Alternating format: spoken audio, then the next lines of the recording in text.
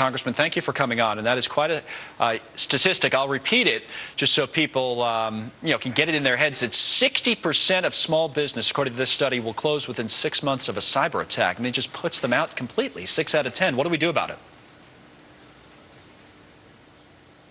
Well, Connell, what it comes down to is we're trying to raise the issue of cybersecurity for small business so that they know there's a problem. So many small businesses today feel like, in fact, it's almost 87%, don't think that there's a threat to them. But then when you ask them if they've got a security policy, they don't. So it starts with the board of directors and the CEO establishing a security policy for cybersecurity, making sure, as we just heard Apple's talking about, you have strong passwords. It's not the name of your college mascot. It's not the name of your dog. And it's not repeating a username and making it your password as well. So many people are naive and thinking it won't happen to me. Well, when it does happen, as we pointed out yesterday, the results can be catastrophic.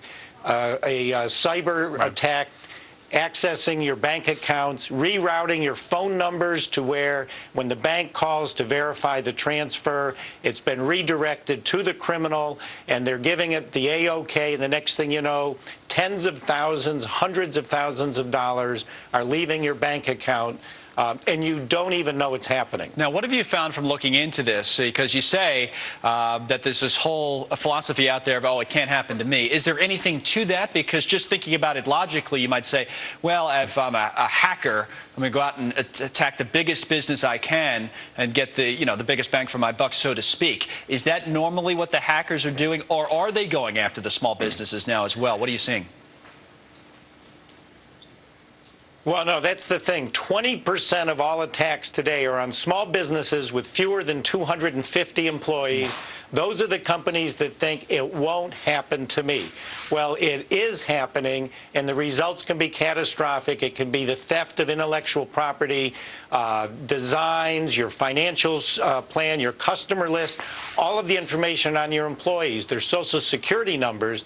And what we're seeing is they're accessing a list of passwords and usernames, right. And they know a lot of Americans use that same password and username again and again, and then they're accessing thousands, tens of thousands of sites, and they're getting hits where all of a sudden this same username and password is working in multiple sites, and they're accessing your data, and you've got a real problem. As a final thing, Congressman, tell me then specifically what, if anything, we should do about it in terms of government involvement. We've had this conversation a number of times here over the last couple of weeks about what type of role government should take. When we have small business owners and CEOs on to talk about other issues, be it health care or something else, they say, boy, we have a lot to deal with already. We don't want more regulation. We don't want our costs to go up.